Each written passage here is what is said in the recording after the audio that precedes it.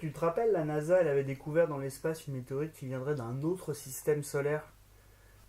Bah, ils l'ont appelée Oumuamua.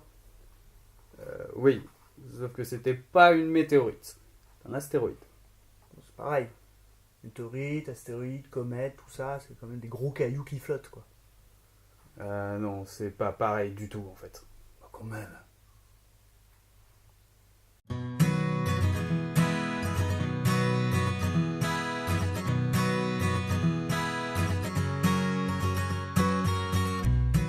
Contrairement à ce que pense mon cher ami Tardy, les mots astéroïde, comète ou météorite ne désignent pas les mêmes objets.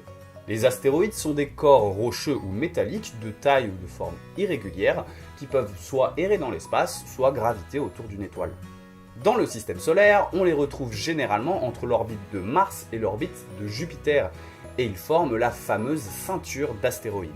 Mais il en existe qui orbitent bien au-delà de Neptune, et forment la fameuse ceinture de Kuiper, dont on a déjà parlé dans notre premier épisode Histoire naturelle sur l'origine de l'eau terrestre. En ce qui concerne leur taille, elle peut varier de quelques dizaines à quelques centaines de kilomètres. C'est le cas notamment de Cérès, le plus gros astéroïde jamais observé et dont le diamètre atteint les 900 km. Cérès est situé dans la ceinture principale d'astéroïdes et est même appelée la petite planète. Et ce n'est pas dénué de sens, puisqu'en fait les astéroïdes, ce ne sont rien d'autre que des corps qui, pour des raisons diverses, n'ont pas pu s'agréger pour former des planètes, comme la Terre. Les comètes, elles, sont des corps un petit peu différents, puisqu'ils sont constitués de roches et de glace. Elles orbitent, ou pas d'ailleurs, mais elles proviennent toutes d'une portion très éloignée du système solaire, bien au-delà de Pluton.